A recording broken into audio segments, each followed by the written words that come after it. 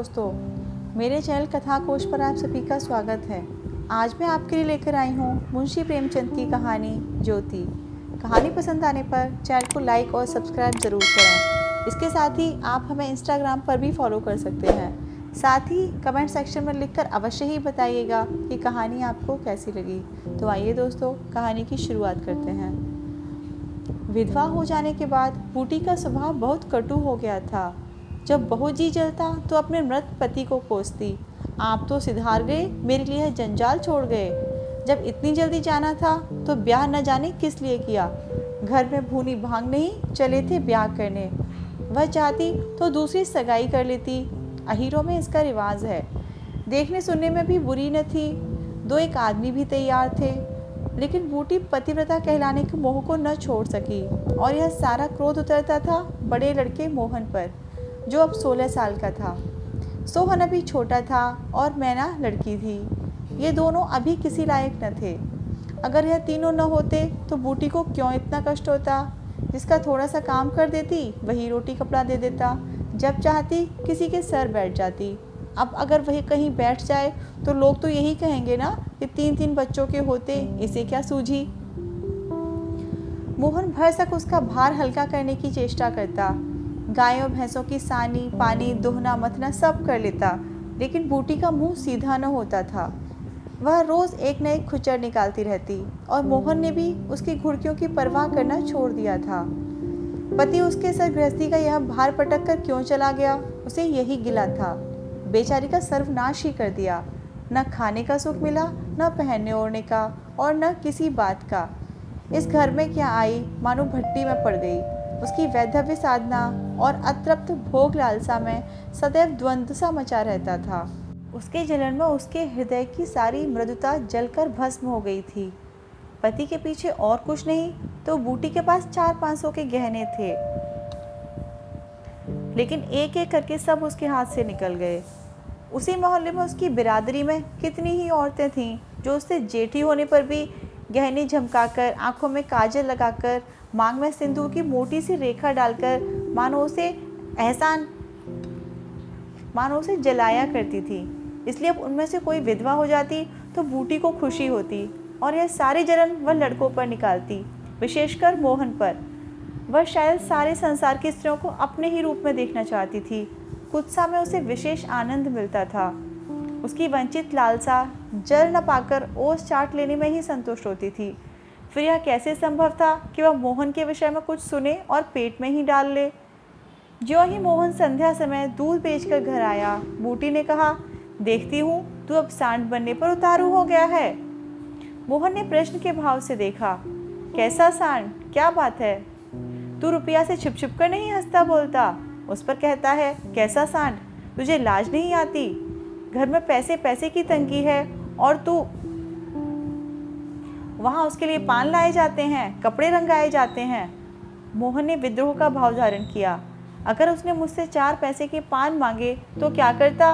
कहता कि पैसे दे तो लाऊंगा। अपनी धोती रोंगने को दी, उसे रंगाई मांगता। मोहल्ले में एक तू ही धन्ना सेठ है और किसी से उसने क्यों न कहा, यह वह जाने, मैं क्या बताऊं।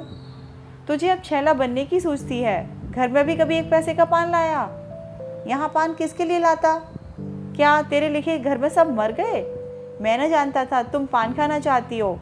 संसार में 1 रुपया ही पान खाने लायक जोग है। शौक श्रृंगार की भी तो उम्र होती है। बूटी जल उठी। उसे बुढ़िया कह देना उसकी सारी साधना पर पानी फेर देना था। बुढ़ापे में उन साधनों का महत्व ही क्या, जिस त्याग कल्पना के बल पर वह स्त्रियों के सामने सिर उठाकर चलती थी, उस पर इतना कुठाराघात। इन्हीं लड़कों के पीछे उसने अपनी जवानी धूल में मिला दी। उसके आदमी को मरे आज 5 साल हुए, तब उसकी चढ़ती जवानी थी। 3 बच्चे भगवान ने उसके गले मर दिए। नहीं अभी वह है क्या दिन की। चाहती तो आज वह भी होठ लाल किए, पाँव में महावर लगाए, अनवट बिछुए पहने मटकती फिरती। यह सब कुछ उसने इन लड़कों के कारण त्याग दिया और आज मोहन उसे बुढ़िया कहता है। रुपया उसके सामने खड़ी कर दी जाए तो चुरियासी लगे, फिर भी वह जवान है और बूटी बुढ़िया। बोली, हाँ और क्या, मेरे लिए तो फटे चीथड़े पहनने के दिन है। जब तेरा बाप मरा तो मैं रुपया से 2 ही 4 साल बड़ी थी। उस वक्त कोई घर कर लेती तो तुम लोगों को कोई पता न लगता। गली गली भीख मांगते फिरते। लेकिन मैं कह देती हूँ, अगर तू फिर उससे बोला तो या तो तू घर में रहेगा या मैं ही रहूँगी। मोहन ने डरते डरते कहा, मैं उसे बात दे चुका हूँ अम्मा। कैसी बात? सगाई की। अगर रुपया मेरे घर में आई तो झाड़ू मारकर निकाल दूंगी। यह सब उसकी माँ की माया है। वह कुटनी मेरे लड़के को मुझसे छीने लेती है। रांट से इतना भी नहीं देखा जाता। चाहती है कि उसे सौत बनाकर छाती पर बिठा दे। मोहन ने व्यथित कंठ में कहा, अम्मा, ईश्वर के लिए चुप रहो। क्यों अपना पानी आप खो रही हो? मैंने तो समझा था 4 दिन में मैना अपने घर चली जाएगी, तुम अकेली पड़ जाओगी, इसलिए उसे लाने की बात सोच रहा था। अगर तुम्हें बुरा लगता है तो जाने दो। तू आज से यहीं आंगन में सोया कर और गाय भैंसें बाहर पड़ी रहेंगी। पड़ी रहने दे, कोई डाका नहीं पड़ा जाता। मुझ पर तुझे इतना संदेह है? हाँ, तो मैं यहाँ न सोऊंगा, तो निकल जा मेरे घर से। हाँ, तेरी यही इच्छा है तो निकल जाऊंगा। मैना ने भोजन पकाया। मोहन ने कहा, मुझे भूख नहीं है। बूटी उसे मनाने न आई। मोहन का युवक हृदय माता के इस कठोर शासन को किसी तरह स्वीकार नहीं कर सकता। उसका घर है, ले ले। अपने लिए वह कोई दूसरा ठिकाना ढूंढ निकालेगा। रुपया ने उसके रूखे जीवन में स्निग्धता भर ही दी थी। जब वह एक अव्यक्त कामना से चंचल हो रहा था, जीवन को सूना सूना लगता था। रुपया ने नव वसंत की भांति आकर उसे पल्लवित कर दिया। मोहन को जीवन में एक मीठा स्वाद मिलने लगा।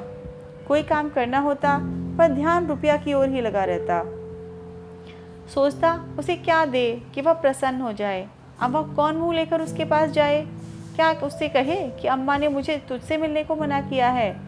अभी कल ही तो बरगद के नीचे दोनों में कैसी कैसी बातें हुई थीं। मोहन ने कहा था, रूपा तुम इतनी सुंदर हो, तुम्हारे 100 ग्राहक निकल आएंगे। मेरे घर में तुम्हारे लिए रखा ही क्या है? इस पर रुपया ने जो जवाब दिया था वह तो संगीत की तरह अब भी उसके प्राण में बसा हुआ था। मैं तो तुमको चाहती हूँ मोहन, अकेले तुमको। परगने के चौधरी हो जाओ तब भी मोहन हो, मजूरी करो तब भी मोहन हो। उसी रुपया से आज वह जाकर कहे, मुझे अब तुमसे कोई सरोकार नहीं। नहीं, वह यह नहीं कर सकता। उसे घर की परवाह नहीं है। वह रुपनिया के साथ माँ से अलग रहेगा। इस जगह न सही, किसी दूसरे मोहल्ले में सही। इस वक्त भी रुपया उसकी राह देख रही होगी। कैसे अच्छे बीड़े लगाती है। कहीं अम्मा सुन पावे कि वह रात को रुपया के द्वार पर गया था तो परान ही दे दें परान। अपने भाग तो नहीं बखानती। कैसी देवी बहू मिली जाती है। न जाने क्यों रुपया से इतना चिढ़ती हैं। वह ज़रा पान खा लेती है, ज़रा साड़ी रंग कर पहनती है, बस यही तो। चूड़ियों की झनकार सुनाई दी। रुपया आ रही है। हाँ, वही है। रुपया उसके सिरहाने आकर बोली, सो गई क्या मोहन? घड़ी भर से तुम्हारी राह देख रही हूँ, आए क्यों नहीं? मोहन नींद का मक्कर किए पड़ा रहा। रुपया ने उसका सिर हिलाकर कहा, सो गई क्या मोहन? उन कोमल उंगलियों के स्पर्श में क्या सिद्धि थी, कौन जाने। मोहन की सारी आत्मा उन्मत्त हो उठी। उसके प्राण मानो बाहर निकलकर रुपया के चरणों में समर्पित हो जाने के लिए उछल पड़े। देवी वरदान के लिए सामने खड़ी है। सारा विश्व जैसे नाच रहा है। उसे मालूम हुआ जैसे उसका शरीर लुप्त हो गया है। केवल वह एक मधुर स्वर की भांति विश्व की गोद में चिपटा हुआ उसके साथ नृत्य कर रहा है। रुपया ने फिर कहा, अभी से सो गई क्या जी? मोहन बोला, हाँ, ज़रा नींद आ गई थी रूपा। तुम इस वक्त क्या करने आई? कहीं अम्मा देख लें तो मुझे मार ही डालें। तुम आज आई क्यों नहीं? आज अम्मा से लड़ाई हो गई। क्या कहती थी? कहती थी रुपया से बोलेगा तो मैं परान दे दूंगी। तुमने पूछा नहीं, रुपया से क्यों चिढ़ती हो? अब उनकी बात क्या कहूँ रूपा, वह किसी का खाना पहनना नहीं देख सकती। मुझे अब तुमसे दूर रहना पड़ेगा। मेरा जी तो न मानेगा। ऐसी बात करोगी तो मैं तुम्हें लेकर भाग जाऊंगा। तुम मेरे पास एक बार रोज़ आ जाया करो, बस मैं और कुछ नहीं चाहती। और अम्मा जो बिगड़ेंगी तो मैं समझ गई तुम मुझसे प्यार नहीं करते। मेरा बस होता तो तुमको अपने परान में रख लेता। इसी समय घर के किवाड़ खटके। रुपया भाग गई। मोहन दूसरे दिन सोकर उठा तो उसके हृदय में आनंद का सागर सा भरा हुआ था। वह सोहन को बराबर डांटता रहता था। सोहन आलसी था, घर के काम धंधे में जी न लगाता था। मोहन को देखते ही वह साबुन छिपाकर भाग जाने का अवसर खोजने लगा। मोहन ने मुस्कुराकर कहा, धोती बहुत मैली हो गई है सोहन, धोबी को क्यों नहीं दे देते? सोहन को इन शब्दों में स्नेह की गंध आई। धोबिन पैसे मांगती है। तो पैसे अम्मा से क्यों नहीं मांग लेते? अम्मा कौन पैसे दिए देती हैं, तो मुझसे ले लो। यह कहकर उसने एक इकन्नी उसकी ओर फेंक दी। सोहन प्रसन्न हो गया। भाई और माता दोनों ही उसे धिक्कारते रहते थे। बहुत दिनों बाद आज उसे स्नेह की मधुरता का स्वाद मिला। इकन्नी उठा ली और धोती को वहीं छोड़कर गाय खोलकर ले चला। मोहन ने कहा, रहने दो, मैं इसे लिए जाता हूँ। सोगन ने पगहिया मोहन को देकर फिर पूछा, तुम्हारे लिए चिलम रख लाऊं? जीवन में आज पहली बार सोहन ने भाई के प्रति ऐसा सद्भाव प्रकट किया था। इसमें क्या रहस्य है, यह मोहन की समझ में नहीं आया। बोला, आग हो तो रख आओ। मैना सिर के बाल खोले आंगन में बैठी घरौंदा बना रही थी। मोहन को देखते ही उसने घरौंदा बिगाड़ दिया और आंचल से बाल छिपाकर रसोई घर में बर्तन उठाने चली। मोहन ने पूछा, क्या खेल रही थी मैना? मैना डरी हुई बोली, कुछ नहीं तो। तू तो बहुत अच्छे घरौंदे बनाती है, जरा बना देखूं तो। मैना का रुआंसा चेहरा खेल उठा। प्रेम के शब्द में कितना जादू है। मुंह से निकलते ही जैसे सुगंध फैल गई। जिसने सुना उसका हृदय खिल उठा। जहाँ भय था वहाँ विश्वास चमक उठा। जहाँ कटता थी वहाँ अपनापन छलक पड़ा। चारों ओर चेतना दौड़ गई। कहीं आलस्य नहीं, कहीं खिन्नता नहीं। मोहन का हृदय प्रेम से भरा हुआ है। उसमें सुगंध का विकर्षण हो रहा है। मैना घरौंदा बनाने बैठ गई। मोहन ने उसके उलझे बालों को सुलझाते हुए कहा, तेरी गुड़िया का ब्याह कब होगा मैना? नेवता दे, कुछ मिठाई खाने को मिले। मैना का मन आकाश में उड़ने लगा। जब भैया पानी मांगे तो वह लोटे को राख से खूब चमाचम करके पानी ले जाएगी। अम्मा पैसे नहीं देती। गुड्डा तो ठीक हो गया है, टीका कैसे भेजूं? कितने पैसे लोगी? 1 पैसे की बतासे लूँगी और 1 पैसे का रंग। जोड़े तो रंगे जाएंगे कि नहीं? अच्छा, तो 2 पैसे में तेरा काम चल जाएगा। हाँ, 2 पैसे दे दो भैया, मेरी गुड़िया का ब्याह धूमधाम से हो जाएगा। मोहन ने 2 पैसे हाथ में लेकर मैना को दिखाए। मैना लपकी। मोहन ने हाथ ऊपर उठाया। मैना ने हाथ पकड़कर नीचे खींचना शुरू किया। मोहन ने उसे गोद में उठा लिया। मैना ने पैसे ले लिए और नीचे उतरकर नाचने लगी। फिर अपनी सहेलियों को विवाह का न्योता देने के लिए भागी। उसी वक्त बूटी गोबर का झावा लिए आ पहुंची। मोहन को खड़े देखकर कठोर स्वर में बोली, अभी तक मटर गश्ती ही हो रही है, भैंस कब दुही जाएगी? आज बूटी को मोहन ने विद्रोह भरा जवाब न दिया, जैसे उसके मन में माधुर्य का कोई सोता सा खुल गया हो। माता को गोबर का बोझ लिए देखकर उसने झावा उसके सिर से उतार लिया। बूटी ने कहा, रहने दे, जाकर भैंस धो, मैं तो गोबर लिए जाती हूँ। तुम इतना भारी बोझ क्यों उठा लेती हो? मुझे क्यों नहीं बुलवा लेती? माता का हृदय वात्सल्य से गदगद हो उठा। तू जा अपना काम देख, मेरे पीछे क्यों पड़ता है? गोबर निकालने का काम मेरा है और दूध कौन दुहेगा? वह भी मैं करूँगा। तू इतना बड़ा जोधा है कि सारे काम कर लेगा? जितना कहता हूँ उतना कर लूँगा। तो मैं क्या करूँगी? तुम लड़कों से काम लो, जो तुम्हारा धर्म है। मेरी सुनता है कोई? मोहन बाजार से दूध पहुंचाकर लौटा तो पान, कत्था, सुपारी, एक छोटा सा पानदान और थोड़ी सी मिठाई लाया। बूटी बिगड़कर बोली, आज पैसे कहीं फालतू मिल गए थे क्या? इस तरह उड़ावेगा तो कै दिन निभा होगा? मैं तो 1 पैसा भी नहीं उड़ाया अम्मा। पहले मैं समझता था तुम पान खाती ही नहीं, तो अब मैं पान खाऊंगी? हाँ और क्या, जिसके 2 जवान बेटे हो, क्या वह इतना शौक भी ना करे? बूटी के सूखे कठोर हृदय में कहीं से कुछ हरियाली निकल आई। एक नन्ही सी कौपल थी, उसके अंदर कितना रस था। उसने मैना और सोहन को एक एक मिठाई दे दी और एक मोहन को देने लगी। मिठाई तो लड़कों के लिए लाया था अम्मा, और तू बूढ़ा हो गया है क्यों? इन लड़कों के सामने तो बूढ़ा ही हूँ, लेकिन मेरे सामने तो लड़का ही है। मोहन ने मिठाई ले ली। मैना ने मिठाई पाते ही गप से मुंह में डाल ली। वह केवल मिठाई का स्वाद जीभ पर छोड़कर कब की गायब हो चुकी थी। मोहन को ललचाई आंखों से देखने लगी। मोहन ने आधा लड्डू तोड़कर मैना को दे दिया। एक मिठाई दोने में बची थी। बूटी ने उसे मोहन की तरफ बढ़ाकर कहा, लाया भी तो इतनी सी मिठाई, ये ले। मोहन ने आधी मिठाई मुंह में डालकर कहा, वह तुम्हारा हिस्सा है अम्मा। तुम्हें खाते देखकर मुझे जो आनंद मिलता है उसमें मिठास से ज़्यादा स्वाद है। उसने आधी मिठाई सोहन और आधी मोहन को दे दी। फिर वह पानदान खोलकर देखने लगी। आज जीवन में पहली बार उसे यह सौभाग्य प्राप्त हुआ। धन्य भाग कि पति के राज में जिस विभूति के लिए तरसती रही, वह लड़के के राज में मिली। पानदान में कई कुल्हियाँ हैं। और देखो, 2 छोटी छोटी चिमचियाँ भी हैं। ऊपर कड़ा लगा हुआ है, जहाँ चाहो लटका कर ले जाओ। ऊपर की तश्तरी में पान रखे जाएंगे। जो ही मोहन बाहर चला गया, उसने पानदान को मांस धोकर उसमें चूना कत्था भरा, सुपारी काटी, पान को भिगोकर तश्तरी में रखा, तब एक बीड़ा लगाकर खाया। उस बीड़े के रस ने जैसे उसके वैधव्य की कटुता को स्निग्ध कर दिया। मन की प्रसन्नता व्यवहार में उदारता बन जाती है। अब वह घर में नहीं बैठ सकती। उसका मन इतना गहरा नहीं कि इतनी बड़ी विभूति उसमें जाकर गुम हो जाए। एक पुराना आईना पड़ा हुआ था, उसने उसमें मुंह देखा। होठों पर लाली है, मुंह लाल करने के लिए उसने थोड़ी ही पान खाया है। धनिया ने आकर कहा, काकी, ओ काकी, तनिक रस्सी दे दो, मेरी रस्सी टूट गई है। कल बूटी ने साफ कह दिया होता, मेरी रस्सी गांव भर के लिए नहीं है, रस्सी टूट गई है तो बनवा लो। आज उसने धनिया को रस्सी निकालकर प्रसन्न मुख से दे दी और सद्भाव से पूछा, लड़के के दस्त बंद हुए कि नहीं धनिया? धनिया ने उदास मन से कहा, नहीं काकी, आज तो दिन भर दस्त आए, जाने दांत आ रहे हैं। पानी भर ले तो जरा देखूं। कौन जाने किसी की आंख फूटी हो कि कुछ और ही फसाद है, किसी की नज़र वज़र तो नहीं लगी। अब क्या जाने काकी, कौन जाने किसी की आंख फूटी हो। 4 लड़कों को नज़र का बड़ा डर रहता है। जिसने पुचकार कर बुलाया झट उसकी गोद में चला जाता है। ऐसा हंसता है कि तुमसे क्या कहूँ।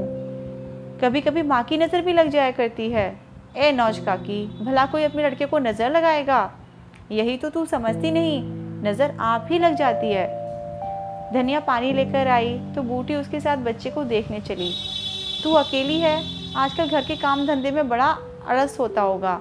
नहीं काकी, रुपया आ जाती है, घर का कुछ काम कर देती है। नहीं, अकेले तो मेरी मरण हो जाती। बूटी को आश्चर्य हुआ। रुपया को उसने केवल तितली समझ रखा था। रुपया? हाँ काकी, बेचारी बड़ी सीधी है, झाड़ू लगा देती है, चौका बर्तन कर देती है, लड़के को संभालती है। गाढ़े समय कौन किसी की बात पूछता है काकी? उसे तो अपनी मिस्सी काजल से छुट्टी ही न मिलती होगी। यह तो अपनी अपनी रुचि है काकी। मुझे तो इस मिस्सी काजल वाले ने जितना सहारा दिया उतना किसी भक्तिन भी ने नहीं दिया। बेचारी रात भर जागती रही, मैंने कुछ दे तो नहीं दिया। हाँ, जब तक जीऊँगी उसका जस गाऊँगी। तो उसके गुण अभी नहीं जानती धनिया। पान के लिए पैसे कहाँ से आते हैं, किनारेदार साड़ियाँ कहाँ से आती हैं, मैं इन बातों में नहीं पड़ती काकी। फिर शौक श्रृंगार करने को किसका जी नहीं चाहता? खाने पहनने की यही तो उम्र है। धनिया ने बच्चे को खटोले पर सुला दिया। बूटी ने बच्चे के सिर पर हाथ रखा, पेट में धीरे धीरे उंगली गड़ाकर देखा, नाभि पर हींग का लेप करने को कहा। रुपया बेनिया लाकर उसे झलने लगी। बूटी ने कहा, ला बेनिया मुझे दे दे, मैं डुला दूंगी तो क्या छोटी हो जाऊंगी? तो दिन भर यहाँ काम धंधा करती है, थक गई होगी। तुम इतनी भली मानस हो और यहाँ लोग कहते हैं वह बिना गाली की बात नहीं करती, मारे डर के तुम्हारे पास ना आई। बूटी मुस्कुराई। लोग झूठ तो नहीं कहते, मैं आंखों की देखी मानूं कि कानों की सुनूं? कह तो दी होगी, दूसरी लड़की होती तो मेरी उसे मुंह फेर लेती, मुझे जलाती, मुझसे ऐंठती। इसे तो जैसे कुछ मालूम ही न हो सकता है मोहन ने इसे कुछ कहा ही न हो। यही बात है। आज रुपया बूटी को बड़ी सुंदर लगी। ठीक ही तो है, अभी शौक श्रृंगार न करेगी तो कब करेगी? शौक श्रृंगार इसलिए बुरा लगता है कि ऐसे आदमी अपने भोग विलास में मस्त रहते हैं। किसी के घर में आग लग जाए तो उन्हें कोई मतलब नहीं, उनका काम तो खाली दूसरों को रिझाना है।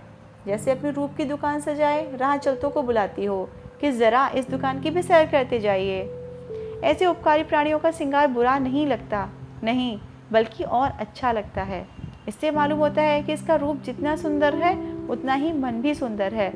फिर कौन नहीं चाहता कि लोग उसके रूप का बखान करें? किसी दूसरों की आंखों में छुप जाने की लालसा नहीं होती। बूटी का यौवन कब का विदा हो चुका, फिर भी यह लालसा उसे बनी हुई है। कोई उसे रस भरी आंखों से देख लेता है तो उसका मन कितना प्रसन्न हो जाता है। जमीन पर पाँव नहीं पड़ते।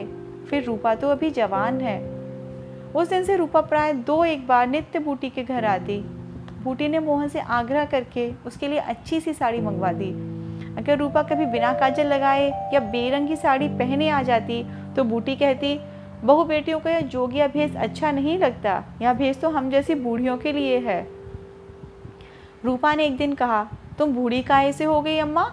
लोगों को इशारे मिल जाए तो भौरों की तरह तुम्हारे द्वार पर धरना देने लगे।